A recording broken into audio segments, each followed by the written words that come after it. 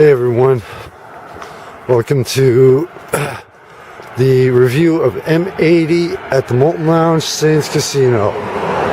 It's the first one I'm giving them this year, and like every band, like everybody that gets reviewed, you get a second shot as of June 1st.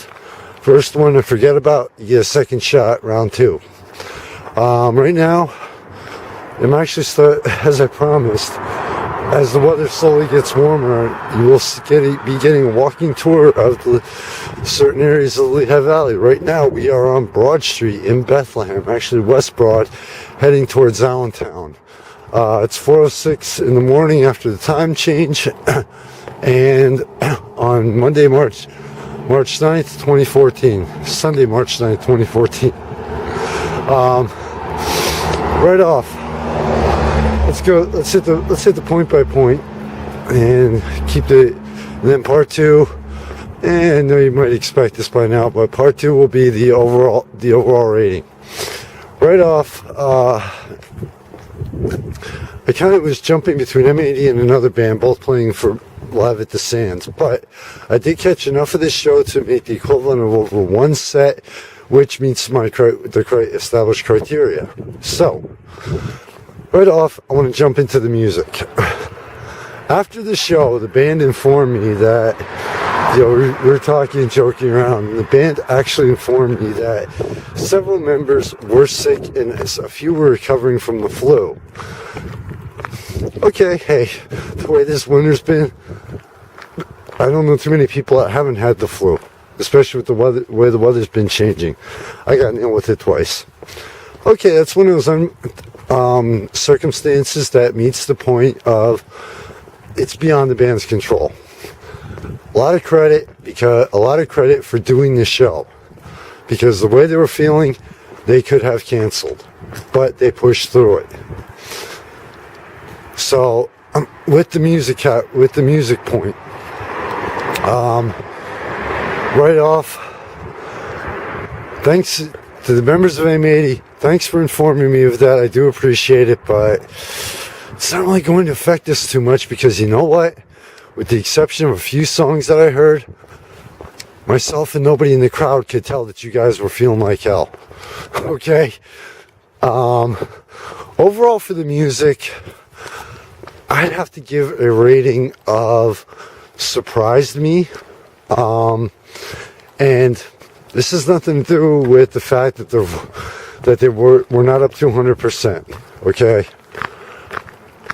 It's the fact of that on certain songs, especially one, it almost seemed like they screwed up the lyrics on a few songs, or where the music was that I was playing the song in my head, and where the music and the vocal should have been over the music. It was almost like they were split second off in timing. This may have been to the fact that they weren't up to 100%, I don't know, but the vocals I will take into account. The timing and screwing up the lyrics on points on one song, I can't. So overall rating now keeping in with the music point, the strongest songs that I heard tonight at the show from the band: Love is a Battlefield, Pat Benatar; Pride, In the Name of Love, U2, and Journey. Those were the band's strongest songs and strongest points in the music category. The reason why it was the strongest is because every song, all these songs carried the true passion, power, and emotion that could easily be felt of each song. A lot of credit, because Love is a Battlefield was as good as Pat Benatar in their prime. Not only on the vocals, but also on the emotion and power of the song that was carried through. So,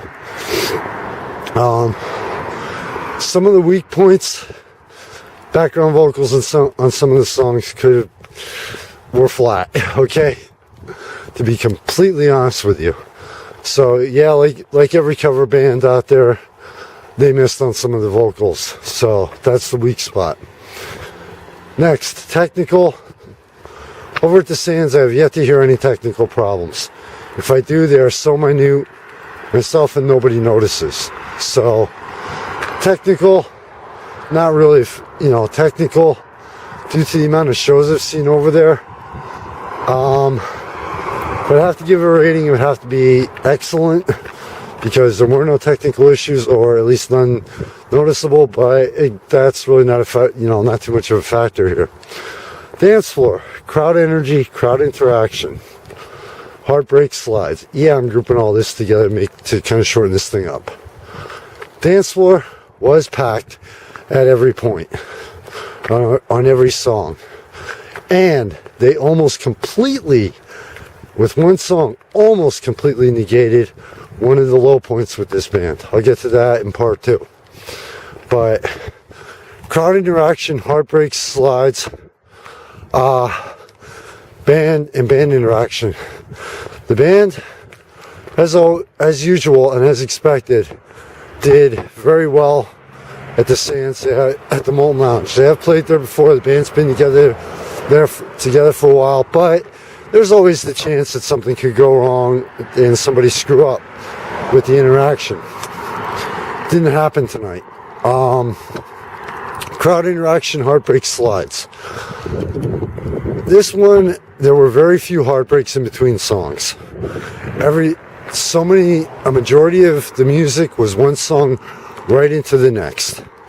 But when they did do a break in between songs, they joked around with the crowd, they talked to them, and also, at one point, during set 2, I saw Jane get out into the small VIP section, and yes, they do get their ass off the stage at points. So they had that one easily covered. Crowd energy, very, very high. The band had the energy going nonstop. Crowd caught it, easily returned it. Very high loop going on that front. Dance floor, packed every song. Now, Sands does not have, Molten does not have a very large dance floor, but the crowd that showed up and the dance floor, it was very, very hard to move at times. There were times where I actually went out for a cigarette just to take a break from the crowd. So, I apologize. It's a little chilly out here. But, so all those points, like I said, I want to try and keep this one as short as possible. That's it for part 1. Pretty much part 2. Any points that I missed on part 1. Overall review, wrapping it up. Thanks, as always, thanks for checking out this review. Thank you for your support of the magazine. It means a lot to us, believe me. Hope you enjoy the walking tour of West Broad Street in Bethlehem here. And when it's almost completely quiet, as always, check out what Megan, Carrie, and Danny are doing. They don't tell me. I don't want to know. I like the surprises, and hopefully you do too. And to you, your family, and friends, be safe in the night, and always, we're almost out of winter. Thanks.